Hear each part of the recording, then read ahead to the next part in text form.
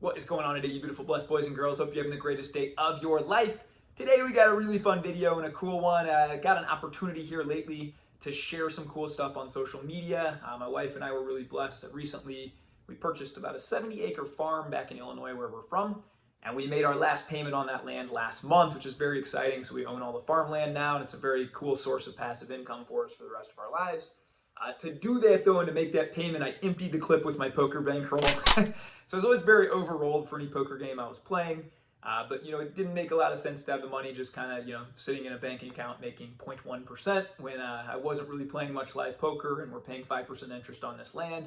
So I emptied the clip, paid it all off. And so that gave me an opportunity now to say, well, I have $3,000 online, play on WSOP here probably 3 or 4 or 5 nights a week. And I go play live occasionally. But I kind of started outlining something that I thought might be fun and cool and make a monthly update on the channel. So that's what this is going to be. And going forward, I kind of want to do it where I'm just going to do a monthly update on where we're at in that role. I want to go from 3,000 to 100,000. And the vision around that is when we get to 100K, and I'll do some giveaways and stuff along the way for people who are tuning in and very interested in poker.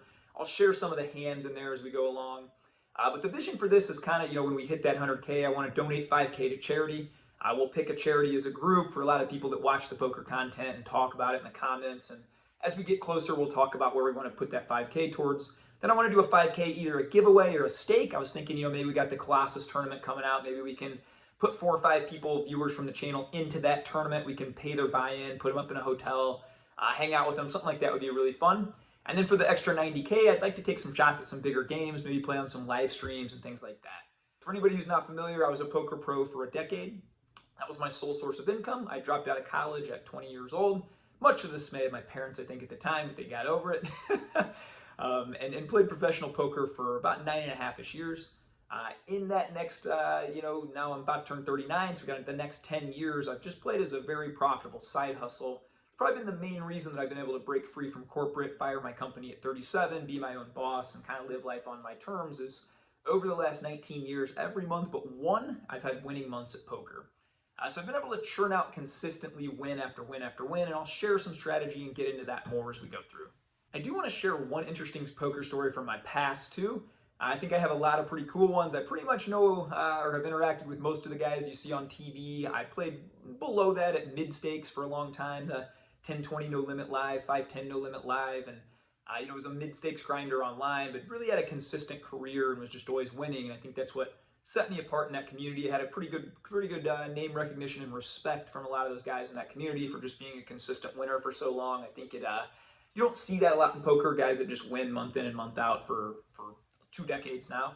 So I want to share some of the stories from the past, and also each video I want to say, what poker has developed in me. I really think if you're doing poker right and you're trying to get better and you're playing the game correctly, it's a gateway to self-improvement. So I think it leans into a lot of the stuff we talk about on the channel too, forming great habits, being obsessed with kind of the process but not the outcome. And so I want to share ways in which poker has really made me, I think, better at life. So before we hop in, this is going to be a really quick update on how we're doing this month. I started this challenge 2 days ago. I'm going to go ahead and put out an update today. We started with 3K online.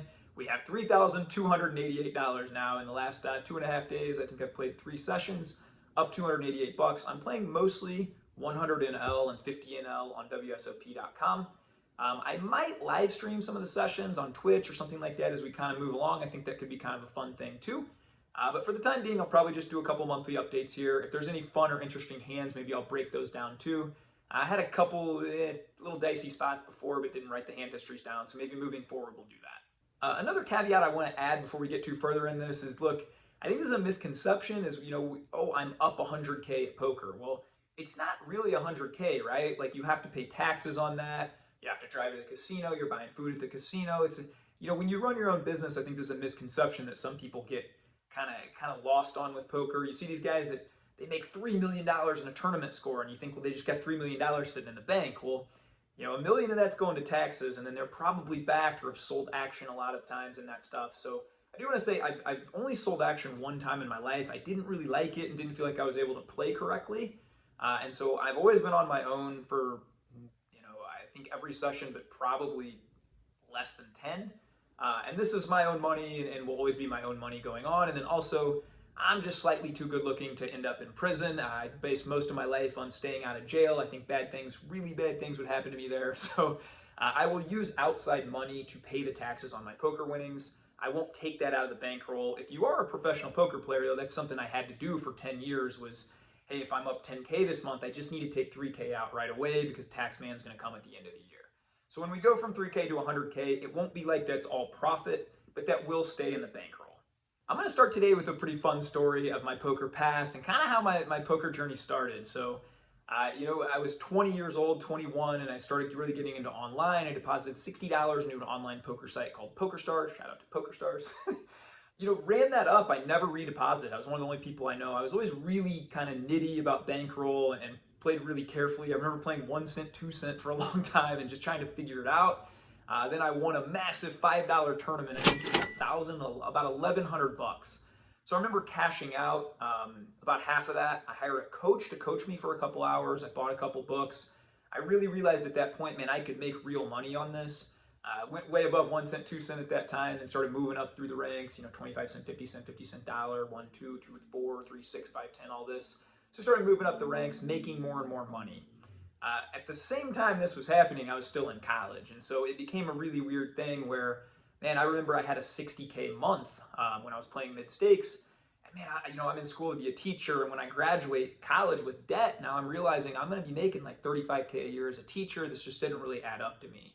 So I started taking college less and less serious. I believe my freshman year GPA was somewhere around 3.7. Once I got into poker, my sophomore year GPA was 1.2. I actually ended up failing out of college as I signed up for a class called walking, and I missed so many classes where all you do is show up and walk. I got an F, and that was that was pretty much the end. And so as I was getting better at poker, I remember I turned 21, and I showed up to this class. I hadn't been there, and even when I was there, I was sitting in the back. I had an air card at the time, and I would play poker in the back.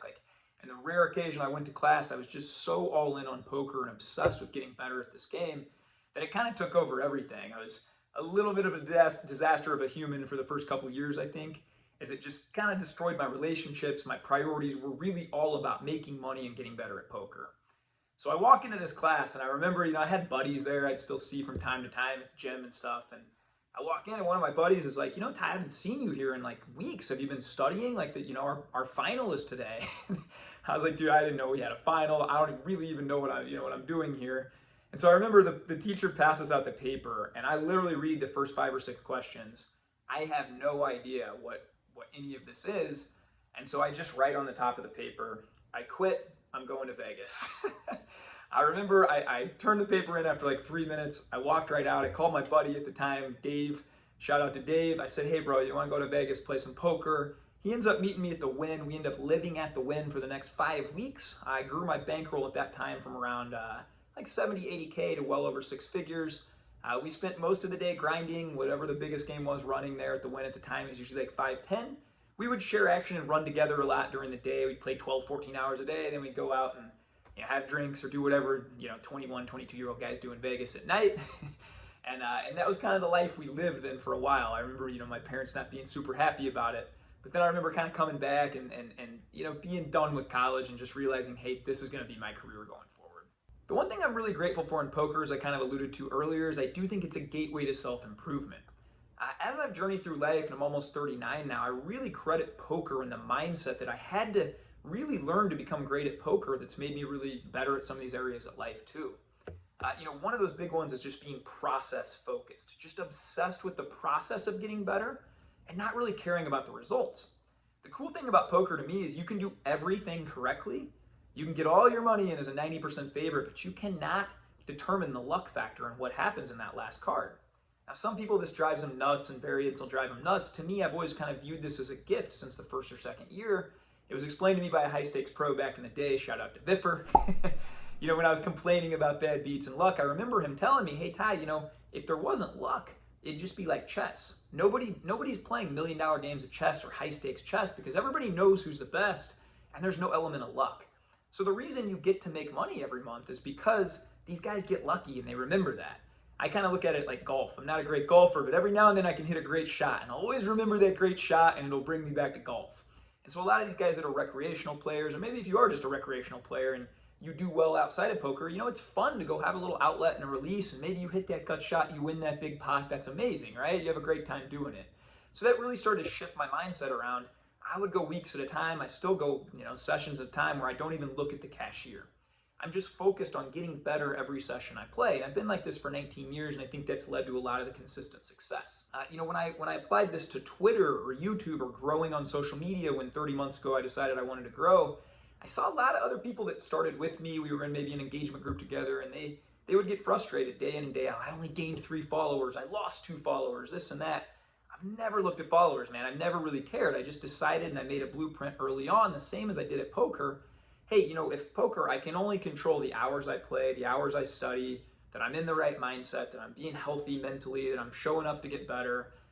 Same thing with social media. I can't determine who's going to click subscribe, who's going to click follow, who's going to unfollow. I can't control that stuff. But what I can control is that I tweet 3-4 times a day, that I engage 20 minutes a day. And so I just became very obsessed with the process. And looking back, now I've been blessed to have a community of well over 80,000 on Twitter, and growing on YouTube and these other platforms as well. And I think it's because of that. I'm just very obsessed with the process every day.